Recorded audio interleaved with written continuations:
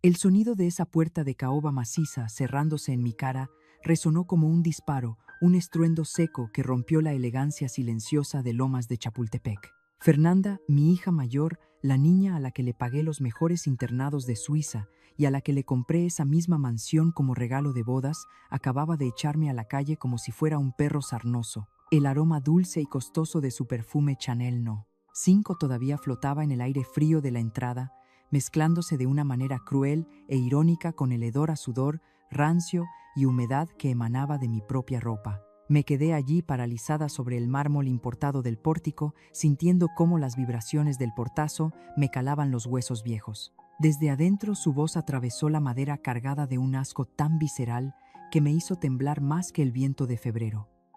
«Lárgate de aquí, no te atrevas a que me vean los vecinos. Ve a morirte a un lugar donde no me des vergüenza, porque hueles a puro fracaso. Antes de continuar con este calvario, te pido algo sencillo, casi un favor personal. Si esta historia toca tu corazón en algún momento, o si alguna vez te has sentido traicionado por tu propia sangre, suscríbete al canal. Aquí ningún dolor se cuenta en vano, y tu apoyo es lo que nos permite seguir dando voz a estas verdades». El viento helado de la Ciudad de México se colaba por los agujeros de mi suéter roído, pero ese frío era una caricia comparado con el hielo que se estaba expandiendo en mi pecho. Arrastré mis pies pesados como plomo hacia la siguiente parada de mi Vía Crucis, apenas unas calles más allá, en la zona exclusiva de Polanco. Allí vivía Alejandro, mi orgullo, el cirujano plástico de las estrellas, el hombre al que le construí su clínica con mis propias manos. Pero la historia se repitió, solo que con una crueldad más clínica, más aséptica. Él ni siquiera tuvo la decencia de abrir la puerta principal. Me observó a través de las cámaras de seguridad y envió al guardia para echarme. Cuando me negué a moverme, salió por la puerta de servicio, esa que usan para sacar los desechos biológicos. Se tapó la nariz con un pañuelo de seda, sacó un billete de 500 pesos y lo hizo bola antes de tirarlo al suelo, asegurándose de no rozar ni por error mis dedos sucios. «Toma y lárgate a bañarme», siseó entre dientes mirando a todos lados, con pánico de que algún paciente VIP lo viera. «No me arruines la reputación con tu pestilencia. ¡Qué asco, por Dios!». 2 hijos, 2 portazos, 2 puñaladas directas al corazón de una madre que se partió el lomo durante 40 años para que ellos nunca supieran lo que es el hambre. Pero para que entiendan por qué me sometí a esta humillación voluntaria, tengo que llevarlos 3 semanas atrás. Tengo que contarles sobre la noche en que doña Josefina Chepa Beltrán, la dueña del imperio textil más grande del centro del país, se dio cuenta de que había criado parásitos en lugar de hijos. Todo comenzó en mi oficina del piso 25, con la vista de la ciudad iluminada a mis pies. Soy una mujer que empezó vendiendo retazos de tela en el mercado de la Merced, gritando ofertas hasta quedarme afónica, aguantando el sol y la lluvia. Cuando mi esposo murió hace 12 años, todos los buitres esperaban que yo vendiera y me retirara. Pero no. Trabajé 18 horas diarias, peleé con sindicatos, negocié con tiburones y multipliqué la fortuna familiar por 10. ¿Y para qué? Para ellos. Para que Fernanda tuviera sus choferes, para que Alejandro tuviera su consultorio de lujo y para que Gabriel, bueno Gabriel, siempre fue distinto. Él eligió ser maestro de primaria en Ecatepec y sus hermanos nunca se lo perdonaron, llamándolo la vergüenza de la familia. Yo me convertí en su banco personal, en un cajero automático, con falda que nunca decía que no. Pero aquella tarde de martes, 3 llamadas telefónicas consecutivas destrozaron mi venda en los ojos. La primera fue Fernanda, ni un hola ni un ¿cómo estás? Solo gritó: «Mamá, necesito 2 millones de pesos para allá. La alberca se ve vieja y quiero remodelarla con mosaico veneciano para mi cumpleaños. Transfiéreme ahorita, no me hagas esperar». Colgué con un suspiro y al minuto sonó: «Alejandro, madre, voy a cambiar el Porsche. Necesito 1,5 millones para la diferencia. Hazlo hoy porque si no pierdo la oportunidad». Me quedé mirando el teléfono sintiendo un vacío inmenso en el estómago. Nadie me preguntaba si me dolían las rodillas, nadie quería saber si me sentía sola en esa casa inmensa. Solo querían mis firmas en los cheques. Y entonces sonó la tercera llamada. Era Gabriel. Me preparé para otra petición tensando los hombros. pero su voz suave me desarmó. Mamacita, solo llamaba para decirte que se viene un frente frío muy fuerte. Por favor, ponte ese chaleco de lana que te gusta y tómate tus vitaminas. El fin de semana vamos Carmen y yo a verte, te vamos a llevar un caldito de pollo. No necesitamos nada, solo verte. Esa diferencia me golpeó como un mazo en la nuca. 2 hijos amaban mi dinero. Uno me amaba a mí. Miré mi reflejo en el ventanal, una vieja rica y sola, rodeada de lujos, pero mendiga de afecto. Fue ahí donde la rabia me invadió, una rabia caliente, innecesaria. Entendí que mi dinero no los estaba ayudando, los estaba pudriendo. Necesitaba saber la verdad. Necesitaba saber quién me abriría la puerta si yo no fuera doña Chepa la millonaria, sino una vieja pordiosera sin un centavo en la bolsa. Llamé a Roberto, mi abogado de toda la vida. Prepara los papeles de una quiebra ficticia, le ordené con voz firme, aunque las manos me temblaban. Voy a desaparecer. Voy a fingir que lo perdí todo. Voy a ir a sus casas, sin nada más que la ropa puesta y mi miseria. Roberto intentó detenerme, me dijo que era una locura, que a mis 61 años la calle podía matarme. Prefiero morir de frío en la banqueta, sabiendo la verdad, Roberto, que morir caliente en mi cama, rodeada de hipócritas que solo esperan mi herencia. Le contesté. Esa noche me quité los diamantes, me quité la seda. Me puse un vestido viejo que mandé comprar en el tianguis de Tepito, uno que olía a humedad y a vida dura. Me ensucié la cara con tierra de maceta, me despeiné el cabello teñido de salón hasta que pareció un nido de pájaros y me miré al espejo. No porque me viera horrible, sino porque me veía exactamente como mi madre cuando llegamos a esta ciudad sin nada. Salí a la noche de la Ciudad de México dejando atrás mi seguridad, mi chofer y mi orgullo, caminando hacia el abismo para poner a prueba la sangre de mi sangre. Lo que no sabía era que el dolor de la calle sería dulce comparado con el veneno que mis propios hijos estaban a punto de escupirme. Esa noche, bajo la luz tenue de mi oficina en la Torre Reforma, comencé el ritual de despojo más doloroso de mi vida. Con manos que no pude evitar que temblaran, me quité el anillo de aniversario, ese diamante de 3 quilates que mi difunto esposo me puso en el dedo hace 30 años prometiéndome que nunca más pasaría hambre. Al dejarlo caer en la caja fuerte, el sonido metálico resonó como el cierre de un ataúd. Me despojé de mi traje sastre de lana italiana y me vestí con la disfraz que había conseguido, un vestido floreado de poliéster barato, comprado en las pacas de ropa usada de Tepito, que olía a humedad antigua y a suavizante corriente. Me quité la dentadura parcial dejando que mi boca se hundiera en esa expresión de vejez desvalida que tanto asusta a la gente joven. Me miré al espejo y doña Chepa, la matriarca de hierro, había desaparecido. Frente a mí solo había una anciana vulnerable, una sombra que cualquiera ignoraría en la calle. Roberto, mi abogado, me miraba desde la esquina con los ojos desorbitados, como si estuviera presenciando un suicidio en cámara lenta.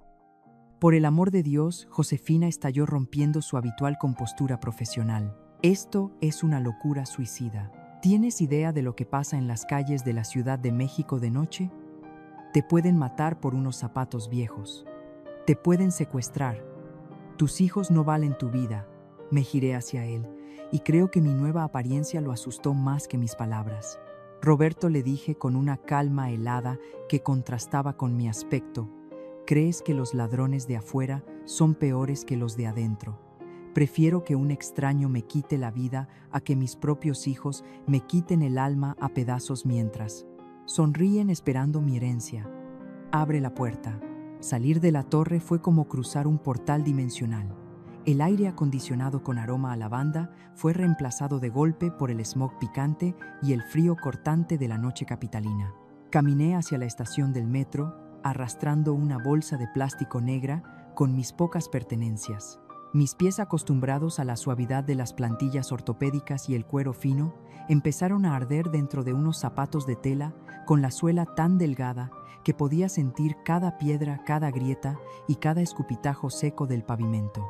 La gente pasaba a mi lado rozándome, empujándome, sin pedir perdón.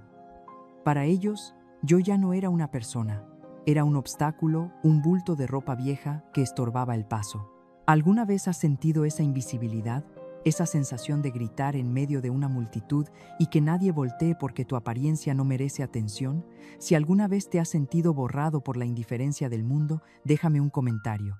contándome tu historia, porque a veces saber que no estamos solos en el olvido es el único consuelo que nos queda.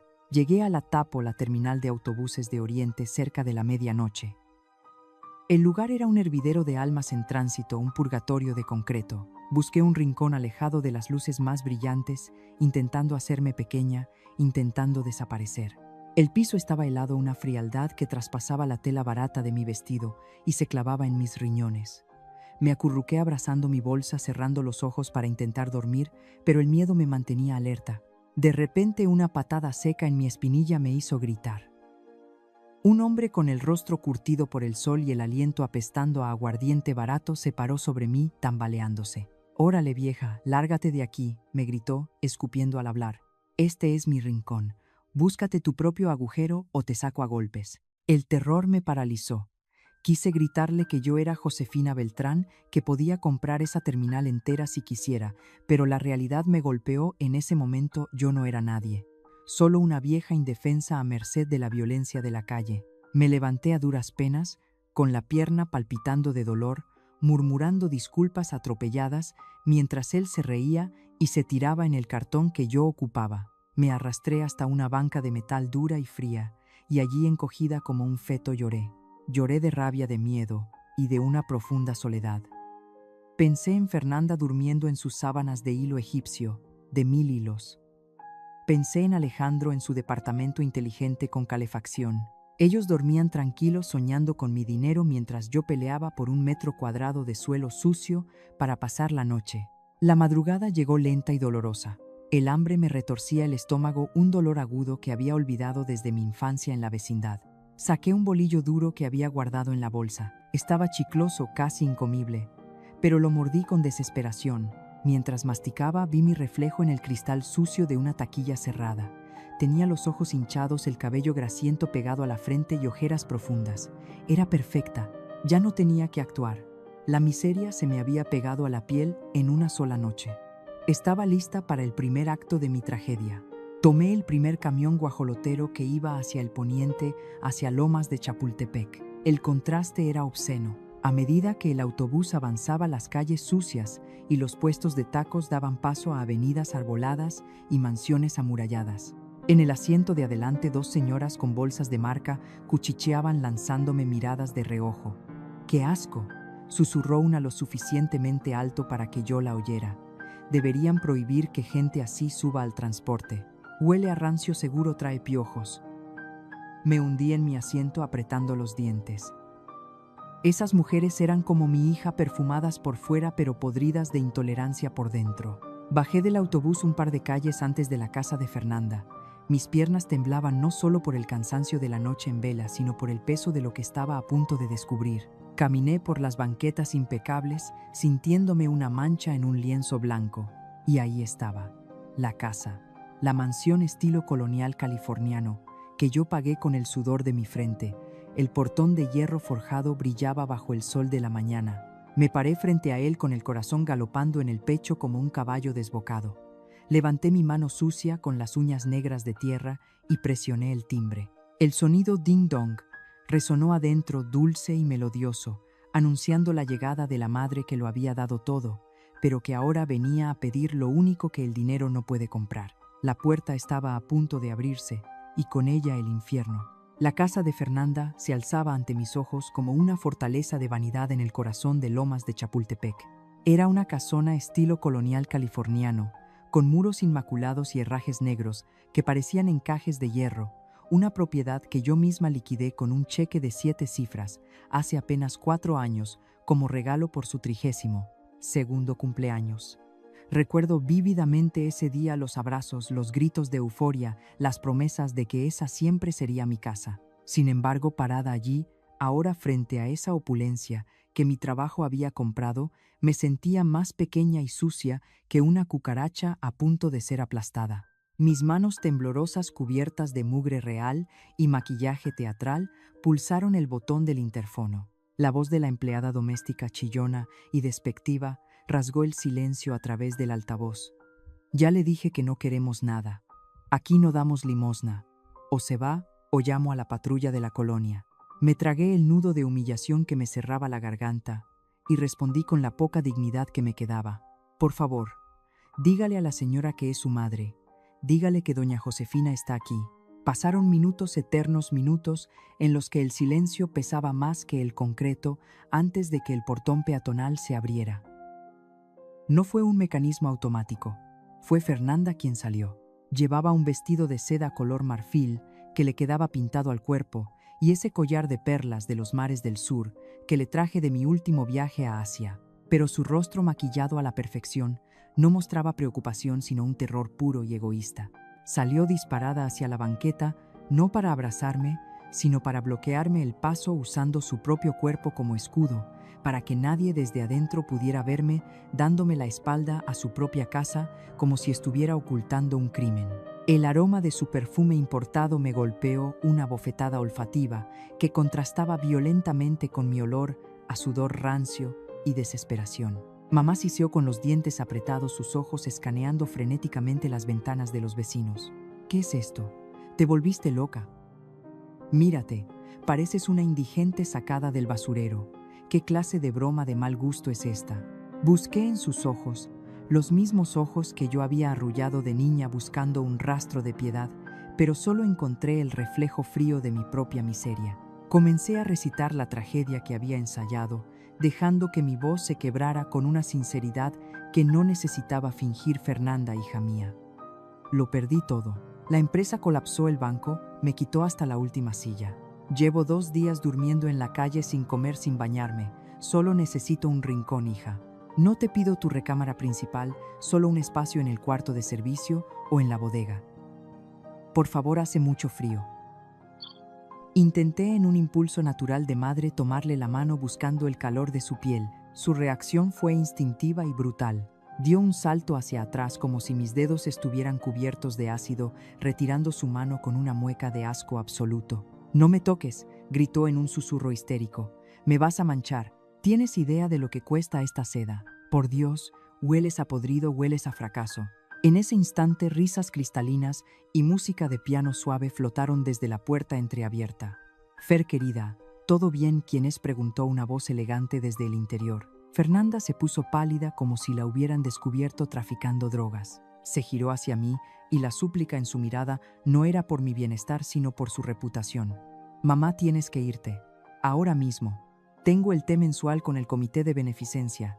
Está la esposa del secretario de Economía ahí dentro. ¿Entiendes lo que me estás pidiendo? ¿Quieres que entre ahí y les presente a esta versión de ti? Sería mi suicidio social. Me dejarían de hablar mañana mismo. Pero soy tu madre». Fernanda, insistí, y las lágrimas que brotaron ya no eran parte de la actuación. Eran el dolor líquido de ver a mi primogénita elegir el qué dirán sobre mi supervivencia. «Tengo hambre. Me estoy mareando. No me importa tu comité, solo dame un pedazo de pan y déjame sentar en el jardín trasero. Nadie me verá». Ella se mordió el labio, sus ojos calculando el riesgo. Por un segundo creí que la sangre llamaría. Creí que la niña que una vez lloró porque se le rompió una muñeca se compadecería de la mujer que le compró 1000 muñecas nuevas. Pero el miedo a perder su estatus fue más fuerte que el amor. Soltó un suspiro de exasperación como quien lidia con un vendedor ambulante persistente. «No puedo, mamá. Eduardo llega temprano hoy y sabes cómo es de obsesivo con la limpieza. Si te ve así en su sala le da un infarto. No voy a poner en riesgo mi matrimonio por tus errores financieros». Hablaba con una frialdad ejecutiva, la misma que yo usaba para despedir empleados incompetentes, solo que ella estaba despidiendo a su madre de su vida. «Espera aquí. Y no te muevas para que no te capten las cámaras de seguridad de los vecinos», ordenó y corrió hacia adentro, dejando la puerta apenas emparejada. Me quedé allí agarrada a los barrotes fríos de la reja mirando el jardín de diseño que yo financié, sintiendo cómo el viento helado se burlaba de mi estupidez. Había criado a una mujer que valoraba más la opinión de unas desconocidas, tomando té que la vida de quien le dio la vida. Vale la pena tanto sacrificio. Si alguna vez has sentido que diste todo por alguien que no movería un dedo por ti, sabes exactamente cómo me sentía en ese momento vacía. 1 minuto después, Fernanda regresó. No traía una manta, no traía las llaves de un cuarto de huéspedes, traía una servilleta de papel envolviendo algo, Me lo pasó a través de los barrotes, sin abrir la reja, como si estuviera alimentando a una bestia peligrosa en un zoológico. Toma, dijo rápido con esa falsa generosidad que es más insultante que la tacañería. Es pastel de zanahoria, sobró de la reunión. Es de la pastelería francesa, muy bueno. Cómetelo, pero vete al parque de la otra cuadra. No quiero que te vean masticando aquí enfrente como una limosnera. Arruinas la estética de la fachada. Bajé la mirada hacia mis manos sucias. En la servilleta descansaba un trozo de pastel medio desmoronado. Tenía una marca de tenedor en un lado y el betún estaba corrido. Eran sobras. Literalmente me estaba dando las sobras del plato de alguien más. Mi hija me estaba alimentando con los desperdicios de sus amigas ricas. Sentí que algo se rompía dentro de mi pecho, un sonido sordo y final, como una rama seca quebrándose bajo el peso de la nieve. Levanté la vista y la miré a los ojos, esos ojos pintados y vacíos. Gracias, hija, le dije con la voz rota, no por la gratitud, sino por el horror. Gracias por este pastel. No sabes cuánto me nutre saber quién eres realmente. Ay, ya no seas dramática. Vete rápido antes de que salga alguien, dijo ella sacudiendo la mano para ahuyentarme, y cerró la puerta. El sonido del cerrojo automático al bloquearse fue definitivo. Clac. Ese sonido marcó el fin de mi relación con ella. Me quedé sola en la banqueta inmaculada. Me llevé el pastel a la boca y le di un mordisco. Estaba dulce, empalagoso, pero al tragarlo sentí que estaba comiendo cenizas. Lloré mientras caminaba, alejándome de la mansión que pagué pero en la que no tenía cabida. La primera puerta se había cerrado para siempre. Una parte de mí acababa de morir en esa banqueta, pero aún me quedaba esperanza, una esperanza frágil y tonta. Aún tenía 2 hijos. Me dirigí hacia Polanco, hacia Alejandro. Él era médico, él había jurado proteger la vida. Seguramente él no me dejaría caer. Seguramente su corazón no estaba tan podrido como el de su hermana. O eso quería creer mientras mis zapatos rotos golpeaban el asfalto, llevándome hacia la siguiente decepción. Arrastré mis pies hinchados fuera de la zona residencial de Lomas, dejando atrás las migajas de pastel y la crueldad de mi hija para adentrarme en el corazón de Polanco. Caminé casi 5 kilómetros bajo un sol que no calentaba sino que quemaba mi piel ya reseca, sintiendo cómo los zapatos de tela barata me ampollaban los talones hasta hacerlos sangrar. Cada paso era un recordatorio físico de mi estupidez, de los años que pasé mimando a quienes ahora me daban la espalda. Finalmente llegué a la avenida Presidente Masaryk, esa calle escaparate donde el lujo se respira en el aire. Me detuve frente a un edificio de cristal imponente, donde un letrero de bronce pulido brillaba con arrogancia: Doctor Alejandro Beltrán, cirujano plástico certificado. Sentí una punzada irónica en el pecho. Yo misma había firmado el cheque de 4 millones de pesos para comprar ese consultorio. Yo había importado los láseres de Alemania para que mi hijo cumpliera su sueño de esculpir la vanidad de la élite mexicana. Y ahora, parada frente a mi propia inversión, me sentía como una mancha de grasa en una camisa de seda blanca, un error estético que necesitaba ser borrado con urgencia. Intenté cruzar la puerta de cristal automática, ansiando el aire acondicionado, con aroma a té blanco que sabía que había dentro, pero una mano pesada me detuvo en seco, golpeando mi pecho con fuerza. Era el guardia de seguridad, un tipo fornido con traje negro, que me miró con el desprecio reservado para las plagas. A ver, madre, hazte para allá, me gritó, bloqueando la entrada con su cuerpo macizo. Esto es una clínica de lujo, no un albergue. Saca tus trapos viejos de mi entrada antes de que asustes a la clientela. Traté de mantenerme erguida, de invocar la autoridad que solía tener, pero mi voz salió rasposa y débil. Joven, soy la madre del doctor Alejandro. Necesito verlo. Es una emergencia familiar. El guardia soltó una carcajada seca, cruel, que resonó en el vestíbulo. Tú, la mamá del doctor Beltrán. Por favor, señora. El doctor viene de buena cuna, su madre es una dama de sociedad, no una pordiosera que huele a metro en hora pico. Lárgate antes de que te saque a macanazos por mentirosa.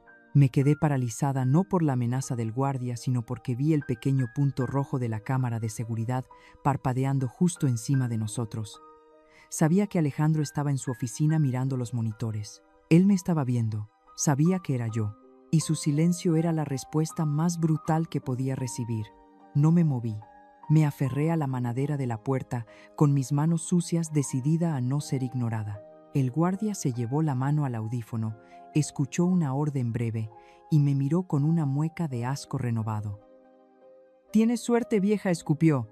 «El doctor dice que te espera en la puerta de servicio por el callejón de atrás, donde sacan la basura biológica.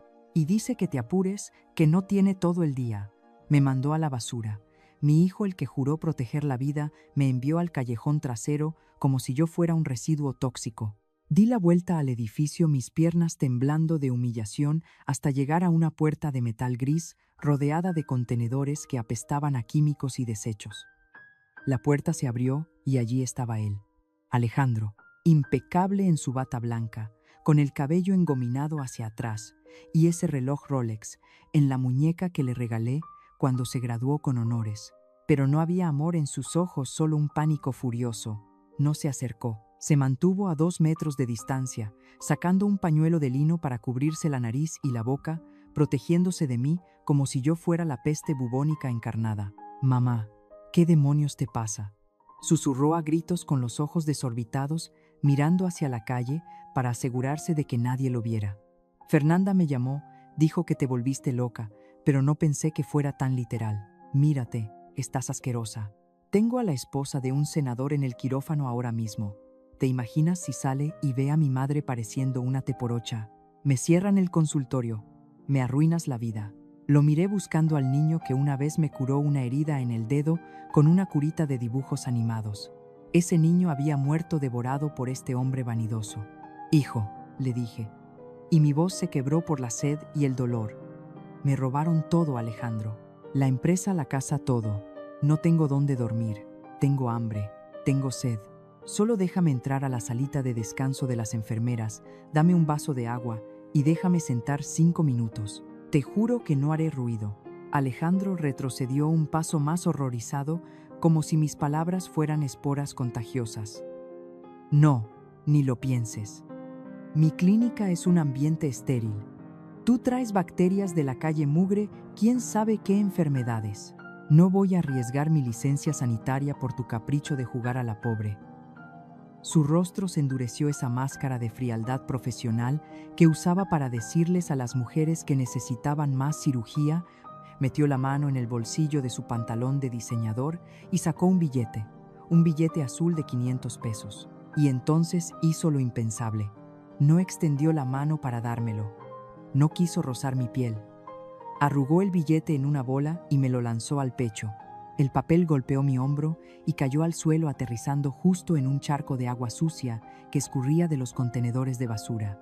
«Ahí tienes», dijo con voz gélida. «Tómalo. Vete a un baño público, lávate esa mugre, cómprate algo decente y luego, solo luego, me llamas a mi celular personal. Pero no vuelvas a pararte aquí así. Me das vergüenza». El tiempo se detuvo. Miré el billete empapándose en el lodo. 500 pesos. Eso valía yo para él. El precio de deshacerse de su madre era una consulta barata. Sentí que algo moría dentro de mí, la última esperanza de que su éxito profesional viniera acompañado de calidad humana. Me agaché lentamente. Mis rodillas crujieron, doliendo menos que mi alma. Metí la mano en el agua sucia y recuperé el billete, no por necesidad, sino por testimonio. Lo apreté en mi puño hasta que mis nudillos se pusieron blancos, goteando agua negra. Levanté la vista y lo miré a los ojos con una dignidad que su bata blanca jamás podría comprar. «Gracias, doctor Beltrán», le dije usando su título como un insulto. «No te preocupes por tus bacterias, ya me voy. Y te aseguro que la suciedad que tengo encima se quita con agua y jabón, pero la podredumbre que tú tienes por dentro, esa no se opera ni con el mejor bisturí del mundo». Él parpadeó, sorprendido por mi tono, pero el sonido de una sirena cercana lo hizo entrar en pánico. «Vete ya», ordenó, y cerró la puerta de metal en mi cara. El golpe seco resonó como el veredicto final. Me quedé sola en el callejón, apretando el dinero sucio contra mi pecho. 2 hijos, 2 rechazos. Ya no me quedaban lágrimas, solo una determinación fría y cortante. Me di la vuelta y miré hacia el norte, hacia Ecatepec, hacia Gabriel, el hijo fracasado, el maestro de escuela que vivía en la pobreza. El cielo se oscureció y comenzó a llover, una lluvia fría que presagiaba la tormenta final. Tenía que llegar a él. Tenía que saber si en medio de la carencia material todavía quedaba algún rastro de riqueza humana en mi sangre. Salí de aquel callejón trasero en Polanco con el corazón hecho pedazos y el billete de 500 pesos, todavía húmedo y sucio, ardiendo en mi bolsillo, ese papel miserable que mi hijo, el gran doctor, me había arrojado como quien se deshace de un pañuelo usado. La lluvia de febrero comenzó a caer con fuerza, lavando el maquillaje de teatro de mi rostro, pero incapaz de limpiar la mancha de vergüenza que sentía en el alma. Caminé hasta la avenida principal y por primera vez en décadas no levanté la mano para llamar a mi chofer ni pedí un Uber Black. Me subí a un camión guajolotero de esos verdes y ruidosos que cruzan la ciudad hacia el Estado de México, hacia Ecatepec, el lugar que mis otros hijos mencionaban siempre con una mueca de asco, como si fuera otro planeta habitado por salvajes. El viaje fue una tortura lenta. El camión olía a gasolina quemada, a ropa mojada y a cansancio humano. Iba apretada contra la ventana, viendo cómo las luces brillantes de la ciudad daban paso a la oscuridad intermitente de la periferia. A mi alrededor, gente con las manos curtidas y los ojos cerrados intentaba robarle unos minutos al sueño antes de llegar a casa. Ellos en su pobreza tenían una dignidad que yo había perdido entre mis sábanas de seda. Mientras el vehículo daba tumbos por los baches, una voz cruel susurraba en mi cabeza: ¿y si Gabriel también te cierra la puerta? Gabriel, el hijo que decepcionó mis expectativas, el que se casó con Carmen, esa muchacha humilde, a la que Fernanda llamaba la gata y a la que yo, en mi soberbia silenciosa, nunca defendí como debía. ¿Tendría el fracasado de la familia la compasión que les faltó a los exitosos? El camión me dejó en un paradero oscuro y lodoso. La lluvia caía a cántaros, convirtiendo las calles, sin pavimentar, de la colonia en ríos de chocolate espeso. Caminé con dificultad, resbalando en el fango, guiándome por la poca luz que salía de las ventanas de las casas a medio terminar. Esas construcciones de bloque gris con varillas expuestas que gritan necesidad en cada ladrillo. Finalmente llegué. La casa de Gabriel era pequeña, un cubo de concreto con techo de lámina que resonaba bajo el aguacero como un tambor de guerra. No había interfono, ni cámaras de seguridad, ni portones eléctricos. Solo una puerta de metal oxidado y una ventana con una cortina remendada. Me quedé parada bajo la lluvia, temblando no solo de frío, sino de un terror paralizante. Era mi última carta. Si esta puerta no se abría, mi vida tal como la conocía habría terminado. En ese momento, mientras el agua helada me calaba hasta los huesos, pensé en cuántas veces juzgamos a las personas por lo que tienen en el bolsillo y no por lo que guardan en el pecho. Si alguna vez te has sentido pequeño frente a una puerta cerrada, o si sabes lo que es necesitar un abrazo cuando el mundo te da la espalda, déjame un comentario o un simple corazón aquí abajo. A veces saber que alguien más entiende nuestro miedo es el único refugio que nos queda. Levanté el puño y golpeé la lámina fría. Toc, toc, toc. El sonido fue débil, ahogado por la tormenta. Mis piernas, que habían caminado kilómetros desde la mansión de Fernanda hasta el consultorio de Alejandro y luego hasta aquí, finalmente se rindieron. Sentí que el mundo giraba y mis rodillas cedieron. Caí de bruces sobre el lodo justo en el umbral, sin fuerzas ni para gritar. Dios mío, que sea lo que tú quieras, pensé mientras cerraba los ojos esperando el final. Pero la puerta se abrió de golpe. No escuché preguntas, no escuché insultos, solo escuché un grito. Pero no era de asco como el de Fernanda, era de puro pánico. Gabriel, corre. Es tu mamá. Era Carmen. Sentí sus manos trabajadoras y ásperas, agarrándome por los hombros, sin importarle que yo fuera un bulto de mugre. Ayúdame, está helada. Cuidado con su cabeza. En segundos, Gabriel estaba ahí. No lo vi, pero sentí sus brazos fuertes levantarme del suelo como si yo no pesara nada. No le importó manchar su ropa, no le importó que yo oliera a calle. Me apretó contra su pecho y corrió hacia adentro, pateando la puerta para cerrarla detrás de nosotros. El silencio repentino de la lluvia fue reemplazado por el calor de un hogar. Me depositaron con una delicadeza infinita en un sofá hundido, cubierto con una colcha tejida a mano. Abrí los ojos y vi el rostro de mi hijo, mi Gabriel, bañado en lágrimas. No había vergüenza en su mirada, solo un dolor profundo y genuino. Mamá, mamá, ¿me oyes?, sollozó, frotando mis manos frías con las suyas para darme calor. El olor de esa casa me golpeó y fue el aroma más dulce que había respirado en años. Olía a humedad, sí, pero también olía a mentol, a tortillas calientes y a caldo de pollo hirviendo en la estufa. Carmen regresó corriendo con toallas secas y comenzó a secarme el cabello con una ternura que me desarmó. Ella, la mujer a la que mi familia había humillado por años, estaba de rodillas frente a mí limpiando el lodo de mis pies descalzos, sin una mueca de disgusto. «Tranquila, doña Josefina. Ya está a salvo», me susurró, y su voz era un bálsamo. «Aquí nadie le va a hacer daño. Gabriel, pon a calentar más agua. Hay que quitarle este frío antes de que le dé una neumonía». Gabriel me miró con los ojos rojos y me dijo algo que me rompió en 1000 pedazos. «Perdóname, mamá. Perdóname por no tener una casa mejor para recibirte. Perdóname por no haber estado ahí para evitar que cayeras en esto. No sé qué pasó. No sé quién te hizo esto, pero te juro por Dios que mientras yo respire no volverás a pasar frío». Me quedé allí envuelta en cobijas viejas que picaban un poco, tomando a sorbos un caldo de pollo que Carmen me daba con una cuchara como si fuera una niña pequeña. El caldo estaba aguado con poca carne, señal de que el dinero escaseaba en esta casa más de lo que yo imaginaba, pero me supo a gloria, me supo a amor. Sin embargo, mientras el calor volvía a mi cuerpo, mi mente de empresaria, esa que nunca descansa, notó los detalles crueles de la realidad. Vi las goteras en el techo donde habían puesto cubetas. Vi que Gabriel llevaba los mismos zapatos gastados de hace 2 años. Vi la preocupación velada en los ojos de Carmen cuando miró la olla de comida calculando si alcanzaría para los 3. Había encontrado refugio, sí, pero al entrar en su mundo también había entrado en su carencia. Ellos me habían dado todo lo que tenían, pero ¿qué pasaría mañana? Yo era una boca más en una casa donde apenas alcanzaba para 2. Cerré los ojos fingiendo dormir, pero mis oídos seguían alerta. Necesitaba saber hasta dónde llegaría su sacrificio. Y lo que estaba a punto de escuchar desde la cocina, esa conversación susurrada entre mi hijo y su esposa, me dolería más que cualquier insulto de mis hijos ricos porque me revelaría el precio real de su amor. Me hice la dormida. Cerré los ojos con fuerza, regulando mi respiración para que pareciera profunda y tranquila, aunque por dentro mi corazón latía con la violencia de un tambor de guerra. El viejo sofá donde me habían acostado olía a humedad y a vida dura, y cada resorte se clavaba en mi espalda como un recordatorio físico de la carencia que habitaba en esa casa. La lluvia seguía golpeando el techo de lámina, un ruido constante y ensordecedor que, sin embargo, no lograba ahogar los susurros que venían de la pequeña cocina separada de la sala apenas por una cortina de tela barata. En esas casas de interés social, las paredes son de papel y la privacidad es un lujo que la pobreza no puede pagar.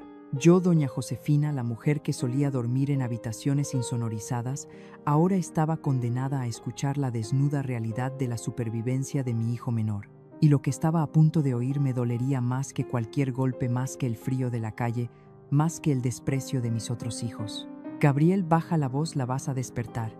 Escuché a Carmen susurrar, su tono cargado de una angustia que trataba de disimular. Hubo un silencio breve roto por el sonido de una silla arrastrándose contra el piso de cemento pulido. «No tenemos dinero, Carmen», respondió Gabriel, y su voz se quebró con una desesperación que me heló la sangre. Revisé la cartera 3 veces.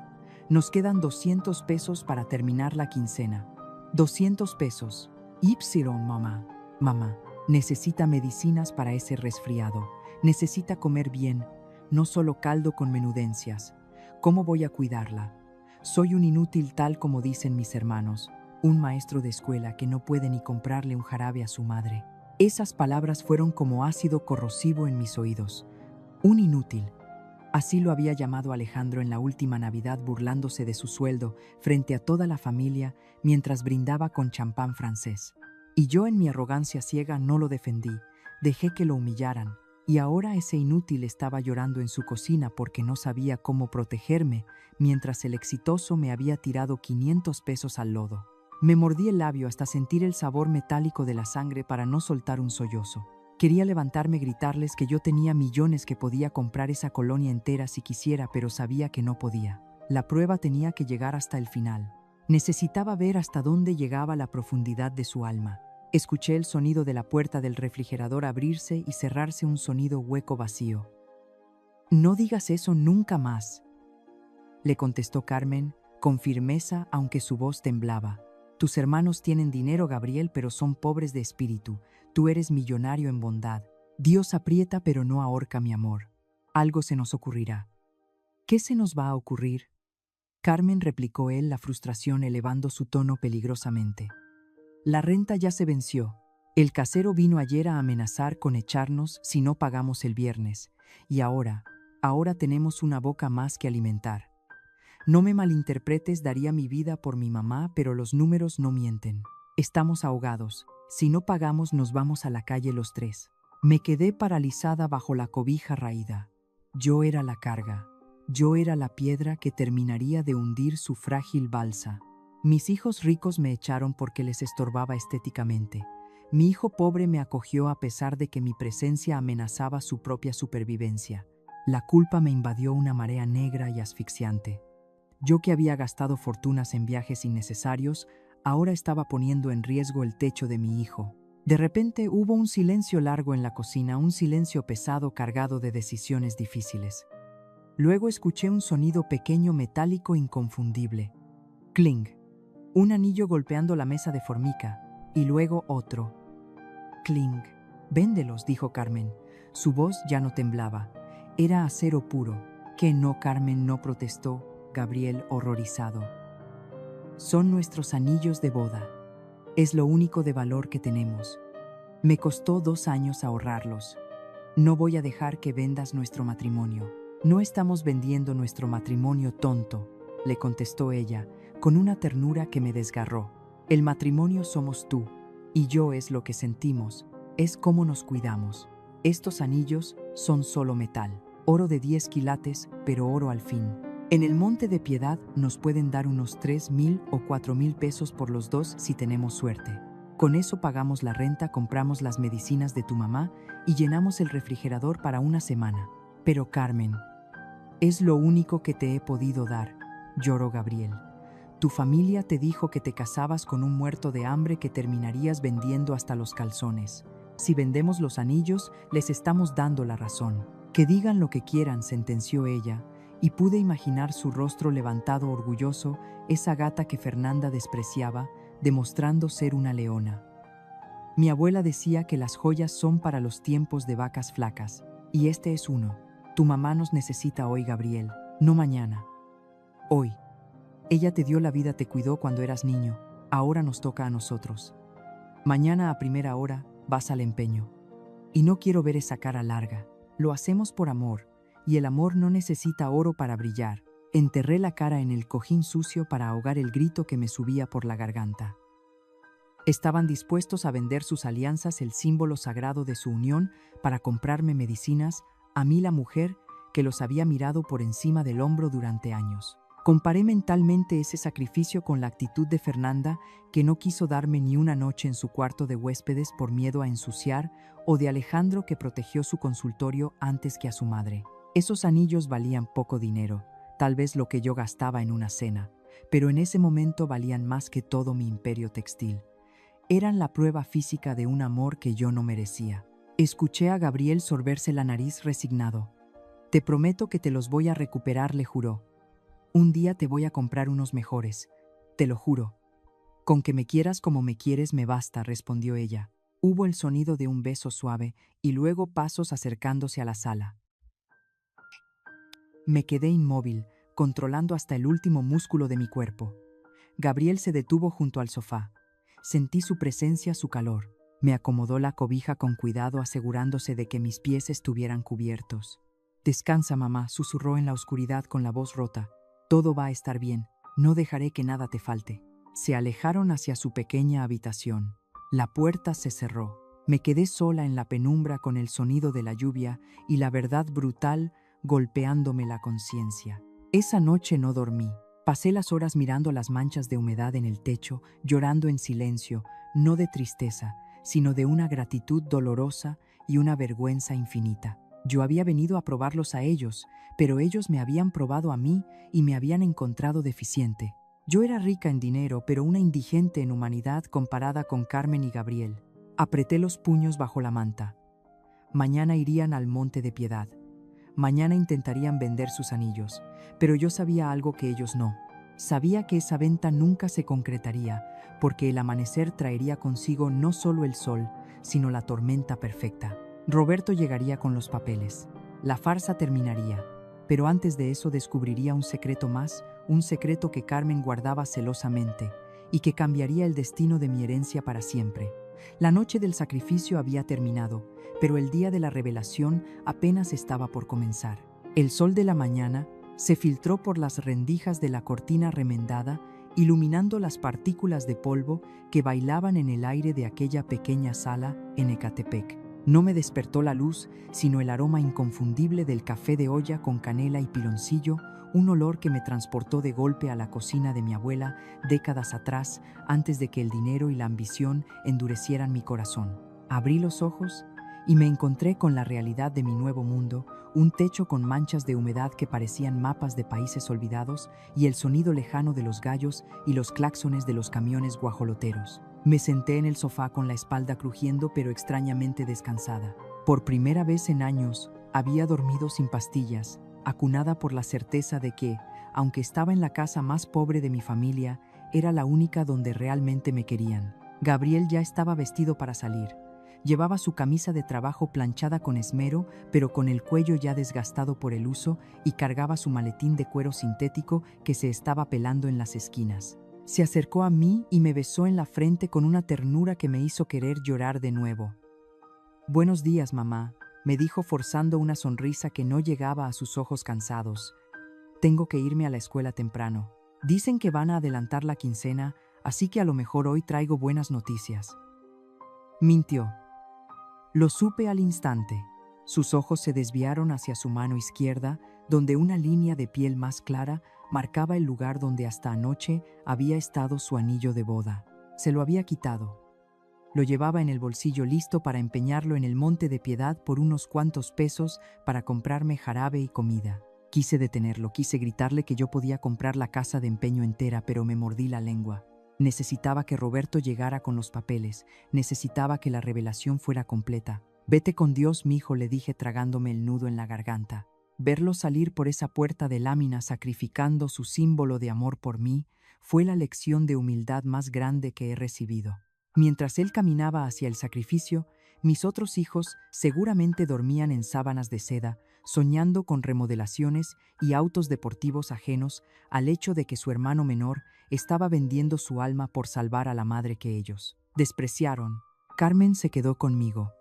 Después de servirme un desayuno humilde, huevos con frijoles y tortillas hechas a mano, me pidió que me sentara en una silla de plástico en el pequeño patio trasero para peinarme. «No puede recibir el día así, doña Josefina», me dijo con dulzura trayendo un peine y un poco de agua. «Aunque estemos amolados, la dignidad no se pierde». Mientras sus manos expertas desenredaban mi cabello sucio y maltratado por los tintes baratos que usé para el disfraz, sentí una intimidad que nunca tuve con Fernanda.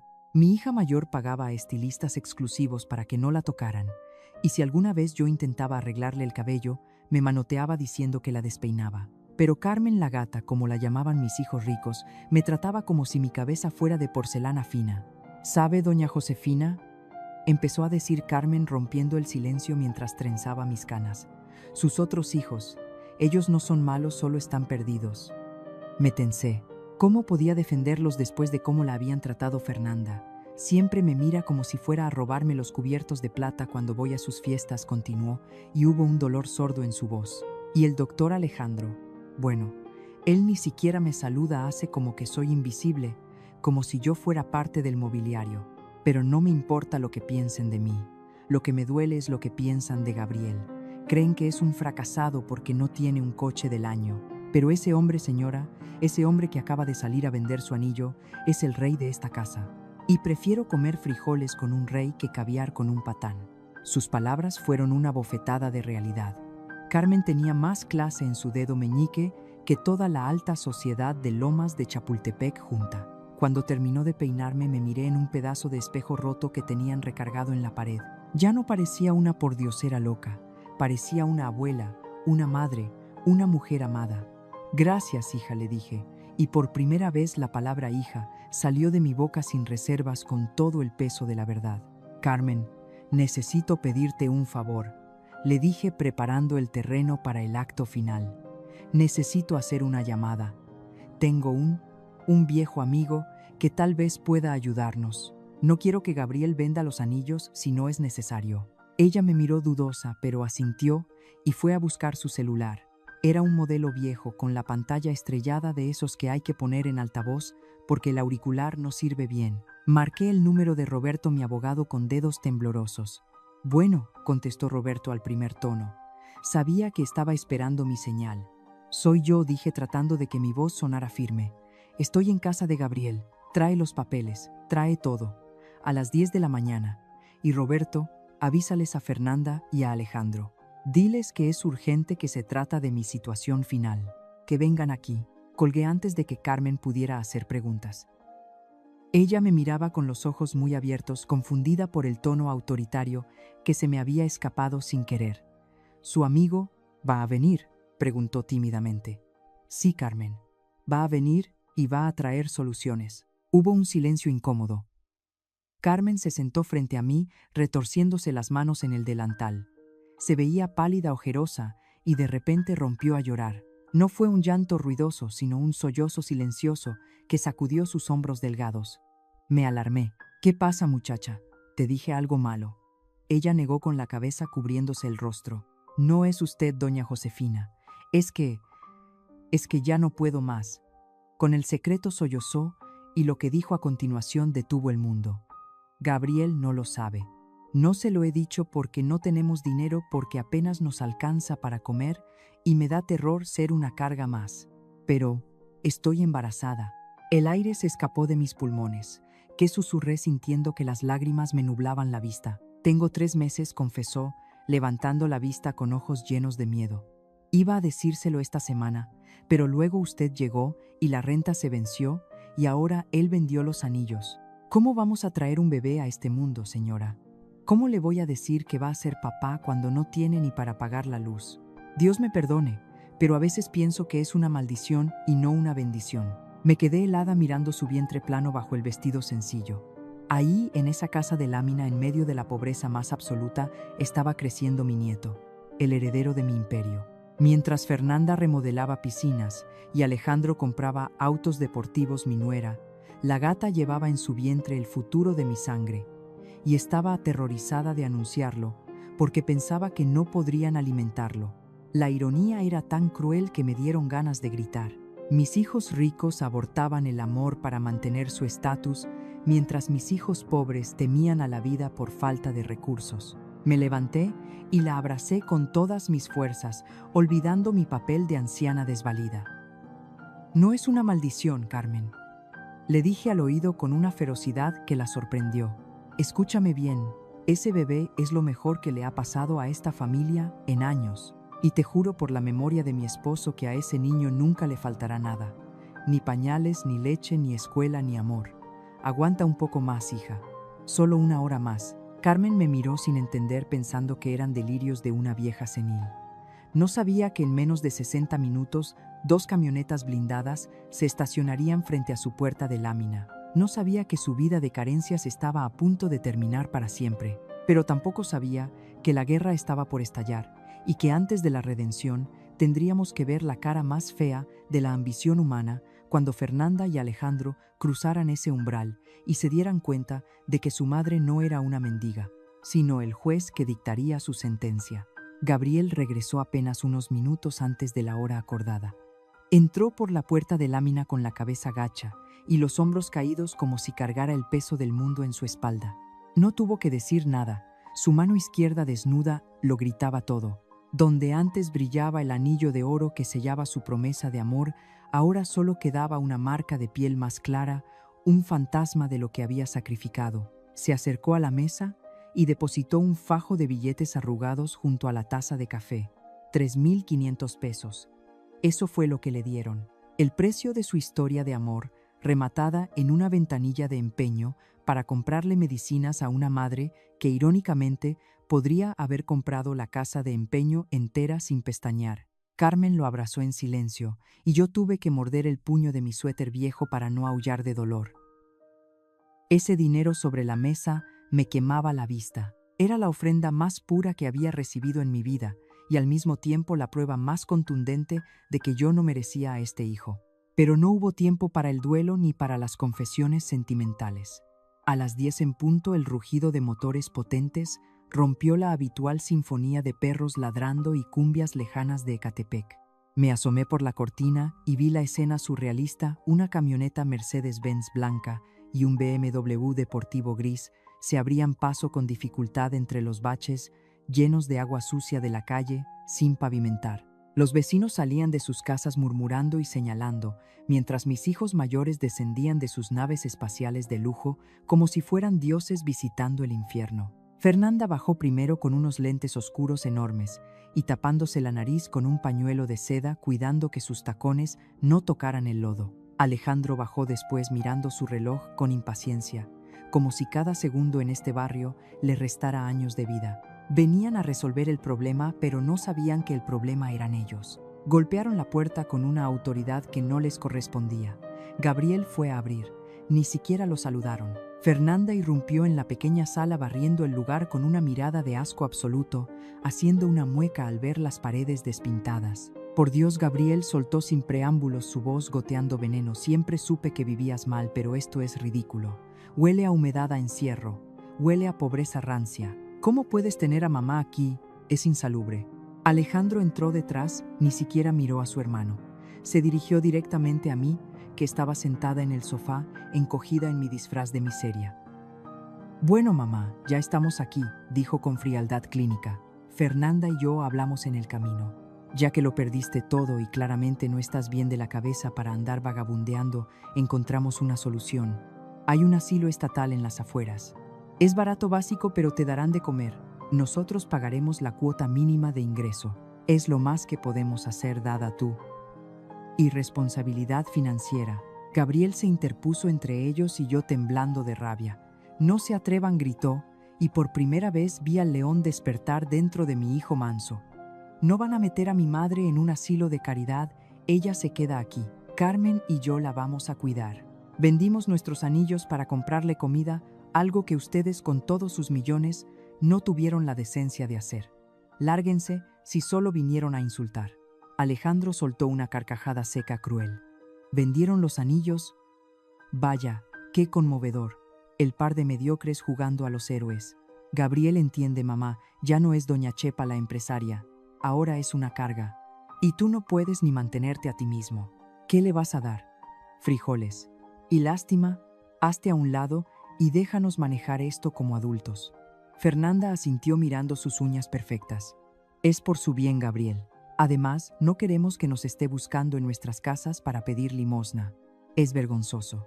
El asilo es la mejor opción para gente acabada. En ese preciso instante, la puerta se abrió de nuevo, pero esta vez no fue un golpe grosero. Fue una entrada firme. Roberto entró impecable en su traje gris, pero no venía solo. Detrás de él, 4 hombres de seguridad privada, armados y con auriculares, se desplegaron en la pequeña sala, llenando el espacio con una presencia intimidante. Fernanda y Alejandro se quedaron petrificados. Roberto tartamudeó. Fernanda bajando sus lentes oscuros. ¿Qué hacen estos gorilas aquí? ¿Y por qué vienes con seguridad si se supone que estás arreglando la quiebra de mamá? Roberto no sonrió. Se paró junto a mí y me tendió una mano. Yo la tomé y me puse de pie. Ya no me encorvé, ya no temblé. Me erguí cuán alta soy, dejando caer la cobija vieja al suelo. Me limpié la tierra de la cara con el dorso de la mano y miré a mis 2 hijos mayores con los ojos de la mujer que levantó un imperio desde la nada. El silencio en la habitación era tan denso que se podía cortar con un cuchillo. No hay quiebra, Fernanda, dijo Roberto con voz grave, sacando una carpeta de cuero de su maletín. Las empresas Beltrán reportaron utilidades récord este trimestre. Las cuentas bancarias están intactas. El patrimonio neto de su madre al día de hoy asciende a 1.160 millones de pesos. La cara de Alejandro se transformó. El color se le fue del rostro tan rápido que pareció que iba a desmayarse. Fernanda abrió la boca, pero no salió ningún sonido, solo un jadeo ahogado. Miraron a Roberto, luego a mí, luego a la choza miserable en la que estaban parados tratando de procesar la información. ¿Qué? Susurró Alejandro con la voz convertida en un hilo. Pero tú viniste a mi consultorio sucia. Pediste dinero. El billete de 500 pesos. Sí, Alejandro, hablé yo, y mi voz ya no era la de la anciana desvalida, sino la voz de mando que hacía temblar a los consejos de administración. Fui a tu consultorio, y tú me tiraste 500 pesos al lodo porque te daba asco tocarme. Me mandaste a la puerta de la basura. Di un paso hacia Fernanda, que retrocedió chocando contra la pared descascarada. Y tú, hija mía, me diste las sobras de un pastel a través de las rejas, porque te importaba más el té con la esposa del ministro que el hecho de que tu madre estuviera durmiendo en la calle. Carmen, que estaba en un rincón protegiendo su vientre por instinto, sollozó suavemente. Gabriel miraba la escena sin entender del todo, con los ojos oscilando entre el abogado y yo. Todo fue un teatro, continué implacable. Me disfracé de miseria para ver quiénes eran ustedes realmente debajo de la ropa de marca. Y lo que vi me dio náuseas. Saqué del bolsillo de mi vestido el billete de 500 pesos todavía manchado y arrugado y lo arrojé a los pies de Alejandro. Ahí tienes tu caridad, doctor. No la necesito, pero guárdalo bien porque es lo último que vas a recibir de mí. Mamá, espera, esto es una trampa. Es injusto, balbuceó Fernanda, intentando poner su mejor cara de víctima, esa que usaba para manipularme desde niña. Estábamos asustados, no sabíamos qué hacer. Pensamos que era lo mejor para ti. Lo mejor para mí era un asilo barato, la corté en seco. No, Fernanda. Lo mejor para mí estaba aquí en Ecatepec, bajo este techo de lámina que gotea. Me giré hacia Gabriel y Carmen y mi expresión se suavizó llena de lágrimas. Lo mejor para mí fue un hijo que vendió sus anillos de boda y una nuera que me lavó los pies llenos de lodo sin juzgarme. Ustedes ven pobreza aquí, pero yo solo veo la riqueza que a ustedes les falta. Roberto abrió la carpeta. La señora Josefina ha dado instrucciones precisas, anunció. La herencia se ha reestructurado. A partir de este momento todo cambia. El pánico real, ese que se siente cuando se pierde el poder, inundó los ojos de mis hijos mayores. Se dieron cuenta de que no solo habían perdido a su madre, habían perdido la llave de la bóveda, y yo, parada en medio de esa sala humilde, me sentí más poderosa que nunca, porque la verdad, aunque dolía como una herida abierta, por fin nos había hecho libres a todos. El silencio que siguió a la revelación de mi fortuna fue tan denso que parecía succionar el poco aire que había en la pequeña sala de Ecatepec. Fernanda y Alejandro, mis hijos triunfadores, estaban allí, parados empequeñecidos, despojados de su arrogancia habitual, mirando los documentos legales sobre la mesa de formica como si fueran sentencias de muerte. Fernanda intentó hablar, pero su voz, esa voz que solía usar para dar órdenes a sus empleados, salió convertida en un chillido patético. «Mamá, tienes que entender», balbuceó, retorciéndose las manos enjolladas. Fue amor duro. Leímos en un libro que a veces hay que dejar que la gente toque fondo para que reaccione. Lo hicimos por ti, para motivarte. Solté una carcajada amarga, un sonido seco que hizo que los guardaespaldas de Roberto bajaran la mirada por respeto. Darme las sobras de un pastel mordido es amor duro. Tirarme un billete al lodo es motivación. No insulten mi inteligencia, por favor. Ya me insultaron bastante con su crueldad. Me volví hacia Roberto y asentí levemente. Él entendió la señal. Abrió la carpeta de cuero y sacó 2 sobres blancos sellados con el membrete oficial del despacho jurídico. Se acercó a Fernanda y a Alejandro y les entregó uno a cada uno. Sus manos temblaban al recibirlos. «¿Qué es esto?», preguntó Alejandro con la garganta seca, mirando el sobre como si contuviera antrax. «Ábranlos», ordené con voz de acero. «Es su herencia anticipada». Rompieron los sellos con desesperación, esperando ver cheques, títulos de propiedad, algo que salvara su estilo de vida. Pero lo que sacaron fueron hojas simples impresas en blanco y negro. Eran facturas. «Ahí está el desglose de todo lo que he gastado en ustedes en los últimos 10 años», expliqué, caminando alrededor de ellos como un juez dictando sentencia. Los viajes a París, los coches alemanes, las remodelaciones de las casas, las joyas, las matrículas de los colegios de mis nietos. Todo suma cerca de 40 millones de pesos. Y desafió a Alejandro, intentando recuperar un poco de su altanería habitual, aunque el sudor frío en su frente lo delataba. «Nos estás cobrando ser tus hijos». «No, Alejandro. Les estoy notificando que la cuenta está cerrada», respondí clavándole la mirada. A partir de este segundo, el grifo se cerró. Se cancelan las tarjetas de crédito adicionales. se retiran los avales bancarios. Y esas casas en las que viven que están a nombre de la empresa, tienen 30 días para empezar a pagar renta de mercado o desalojarlas. El grito de Fernanda fue agudo y teatral. No puedes hacernos esto. Tengo una reputación. Mis amigos, me voy a quedar en la calle. En la calle, le pregunté suavemente acercándome a ella hasta que pude ver el miedo en sus pupilas dilatadas. Bienvenida al club, hija mía. Tal vez en la calle aprendas lo que se siente cuando te cierran la puerta en la cara porque hueles mal. Tal vez cuando tengas hambre de verdad, ese pastel de sobras te sepa a gloria. Gabriel, que había permanecido en silencio junto a Carmen, dio un paso adelante. Sus ojos no miraban los papeles de millones. Me miraban a mí con una preocupación que me partía el alma. Mamá, basta, dijo suavemente. No necesitas hacer esto. No necesitas destruirlos para probar tu punto. Ya entendieron. No, Gabriel, no han entendido nada, lo corregí, aunque suavicé mi tono al hablarle. Creen que esto es un castigo financiero. No entienden que es una lección de vida. Me giré de nuevo hacia los buitres. Sin embargo, soy su madre. Y una madre siempre da una última oportunidad, por estúpida que sea. Roberto, lee la cláusula de redención. Roberto se aclaró la garganta y leyó con voz solemne. La señora Josefina Beltrán estipula que los herederos Fernanda y Alejandro podrán recuperar el 20% de su herencia original si, y solo si, cumplen un periodo de prueba de 3 años. Durante este tiempo, deberán realizar servicio comunitario obligatorio. Fernanda servirá en el comedor de indigentes de La Merced, el mismo barrio donde su madre creció. Alejandro realizará cirugías reconstructivas gratuitas para víctimas de quemaduras en hospitales públicos sin cobrar un centavo.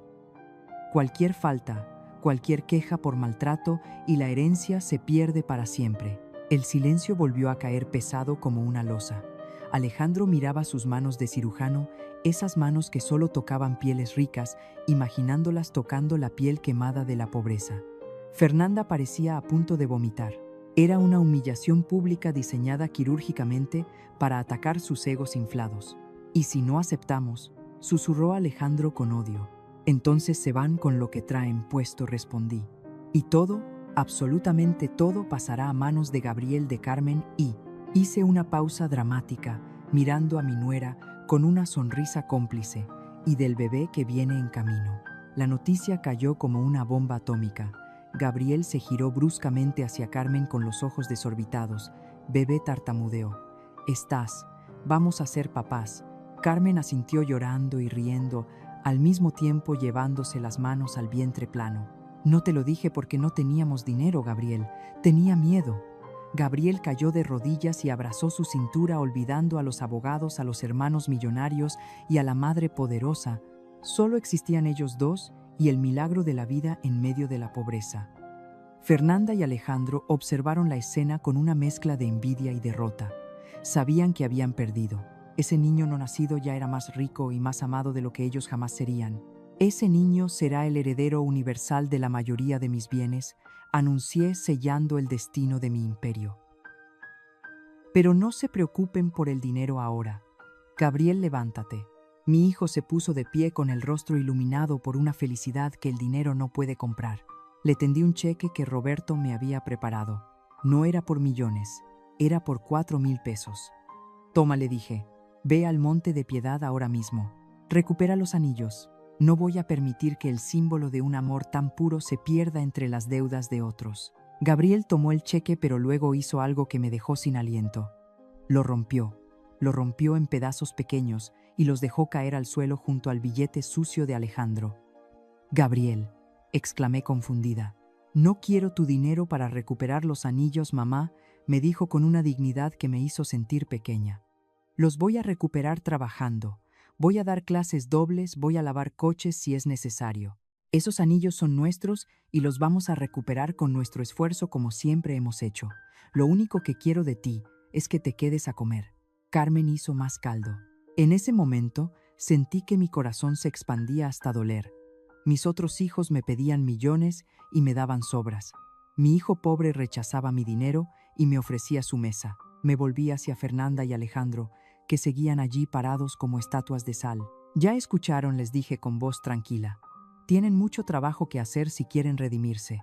Empiecen por salir de esta casa porque su presencia ensucia el aire limpio de este hogar. Y llévense sus coches de lujo antes de que se queden atascados en el lodo, que es donde pertenecen sus conciencias. Los vi salir derrotados, humillados, arrastrando los pies hacia sus vehículos blindados. No hubo despedidas, no hubo abrazos falsos. Solo la puerta de lámina cerrándose tras ellos y luego el sonido de los motores alejándose, llevándose consigo la toxicidad que había envenenado mi vida. Me quedé en la sala pequeña, con el olor a caldo de pollo y el sonido de la lluvia abrazada a Gabriel y a Carmen. Había perdido a 2 hijos tal vez para siempre, pero había ganado una familia de verdad. Y mientras acariciaba el vientre de Carmen, supe que la verdadera reconstrucción de mi legado apenas estaba comenzando. Han pasado 6 meses desde aquella mañana lluviosa en Ecatepec.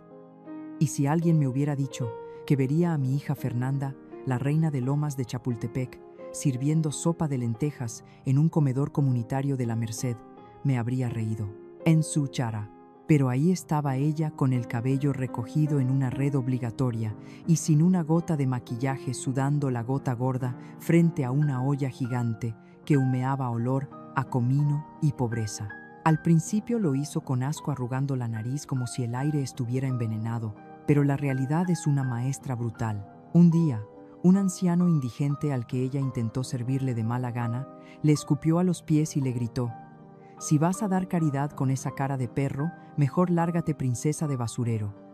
El hambre se quita, pero tu soberbia no». Esa frase la destrozó más que perder sus tarjetas de crédito.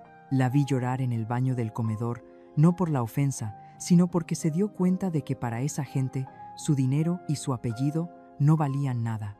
Ella era solo un par de manos que servían o no servían, y poco a poco la vi cambiar. No se volvió una santa, claro que no, pero aprendió a mirar a la gente a los ojos. Por otro lado, Alejandro vivió su propio infierno personal en el Hospital General. Acostumbrado a operar narices perfectas y levantar pómulos a señoras que pagaban en dólares, se encontró de frente con el dolor real en la unidad de quemados. Al principio vomitaba, literalmente. No soportaba el olor a carne quemada ni los gritos de los niños. Me llamó una noche furioso gritándome que yo era una sádica que lo estaba torturando. «¿Te duele, hijo?», le pregunté con calma, «pues ese dolor es lo que te hace humano. Eras un carnicero de la vanidad, Alejandro. Ahora estás aprendiendo a ser médico». Colgó el teléfono maldiciéndome, pero no renunció. Sabía que si lo hacía perdía la herencia, pero algo pasó en el 3er mes. Salvó la mano de un niño que se había quemado con cohetes. La madre del niño, una mujer indígena que no tenía ni zapatos, le besó las manos llorando. Esas manos que él no quería que yo tocara por miedo a los gérmenes. Me contaron que ese día el gran doctor Beltrán se encerró en su oficina y lloró como un niño chiquito, porque por primera vez en su vida sus manos habían servido para algo más que para alimentar su ego. Mientras mis hijos mayores purgaban sus culpas, Gabriel y Carmen florecían. No aceptaron mudarse a mi mansión ni quisieron los coches de lujo que sus hermanos tuvieron que devolver. Aceptaron, eso sí, la casa que les compré cerca de la escuela. Una casa bonita con un jardín enorme donde Carmen plantó rosales y bugambilias. Gabriel recuperó sus anillos tal como prometió, trabajando doble turno, rechazando mi dinero hasta el último centavo. Cuando me mostró las alianzas de nuevo en sus dedos, brillaban más que cualquier diamante de Tiffany. «El oro se prueba en el fuego, mamá», me dijo, «y nosotros ya pasamos por el horno». Tenía razón, ellos eran el oro puro de mi vida. Y cuando nació mi nieto, un bebé robusto y gritón al que llamaron José en honor a su abuelo, sentí que por fin mi legado tenía un futuro. Ese niño no heredaría solo una cuenta bancaria, heredaría los valores que sus padres defendieron con uñas y dientes. La prueba de fuego final llegó en el primer cumpleaños del bebé. Organicé una comida en la nueva casa de Gabriel. Nada de caterings franceses ni meseros de guante blanco. Fue una parrillada en el jardín. Fernanda llegó en un coche modesto trayendo una ensalada que ella misma había preparado. Alejandro llegó con juguetes sencillos, sin la arrogancia de antes. El ambiente era tenso. Las miradas se cruzaban con cautela, como soldados que acaban de firmar una tregua, pero aún tienen la mano en la pistola. En un momento de la tarde, Fernanda se acercó a Carmen, que estaba amamantando al bebé. Yo aguzé el oído, esperando el veneno de siempre, preparada para saltar como una leona. ¿Te duele?, preguntó Fernanda mirando al bebé. Un poco, respondió Carmen tensa. Fernanda suspiró y por primera vez, su voz no tuvo filo. Yo nunca di el pecho a mis hijos. Tenía miedo de que se me cayeran, de que se me estropeara la figura. Pagué nodrizas y fórmula importada. Hizo una pausa y tocó la manita del bebé. Eres valiente, Carmen. Yo fui una cobarde y una estúpida al llamarte gata. La única que arañaba para defender su territorio vacío era yo. Carmen no dijo nada, solo le sonrió. Y esa sonrisa valió más que 1000 disculpas aceptadas. Sin embargo, no se engañen. No hubo un final de cuento de hadas donde todos nos abrazamos y olvidamos el pasado. El perdón no es amnesia. Yo perdoné a mis hijos, sí, pero no olvidé. El testamento sigue teniendo cláusulas estrictas. La confianza es como un espejo. Una vez que se rompe puedes pegarlo, pero siempre verás las grietas en el reflejo. Mis hijos mayores saben que los amo, pero también saben que mi respeto ya no se regala. Se alquila mes, con acciones, no con palabras. Saben que si vuelven a cerrar una puerta en la cara de alguien necesitado, la mía se cerrará para siempre. Al final del día me senté en el porche, viendo a mis 3 hijos interactuar. No eran la familia perfecta de los anuncios de televisión. Eran una familia remendada, con cicatrices visibles, con rencores que tardarían años en sanar del todo. Pero eran reales. Ya no había máscaras. Ya no había hipocresía. Alejandro jugaba con su sobrino. Fernanda ayudaba a recoger los platos sucios y Gabriel los miraba con esa paciencia infinita que Dios le dio. Miré mis manos, esas manos que trabajaron, que firmaron cheques, que se ensuciaron de lodo para probar una verdad dolorosa. Había valido la pena. Había tenido que morir como millonaria y renacer como mendiga para salvar a mi familia. El dinero va y viene, se quema, se pierde, se devalúa. Pero la lección que aprendimos en esos días de lluvia y miseria, esa se queda grabada en el hueso. Aprendí que la puerta más difícil de abrir no es la de una mansión blindada, sino la del corazón endurecido por la ambición. Y hoy, gracias a Dios y a la valentía de un hijo pobre, todas las puertas de esta casa están abiertas. Y tú que me has acompañado en este viaje de dolor y redención, te pregunto si hoy tocaran a tu puerta, vestidos de miseria, ¿la abrirías o tendrías miedo de ensuciar tu alfombra? La vida da muchas vueltas y a veces el ángel que viene a salvarnos llega disfrazado de mendigo. Si esta historia te hizo mirar a tu familia con otros ojos, déjame un amén en los comentarios y comparte este video con alguien que necesite recordar qué es lo verdaderamente importante. Gracias por escucharme. Aviso importante. Esta historia es una obra de ficción creada con fines de entretenimiento y reflexión.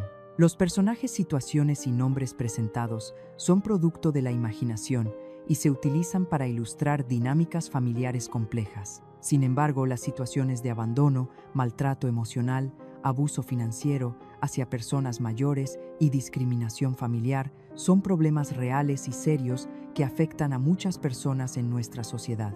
Si tú o alguien que conoces se encuentra en una situación de vulnerabilidad, abandono o maltrato, no están solos. Existen organizaciones, líneas de ayuda y profesionales capacitados para brindar apoyo y orientación. Por favor, busca ayuda en las instituciones locales de asistencia social o confía en una persona cercana y segura. La dignidad y el bienestar no son negociables.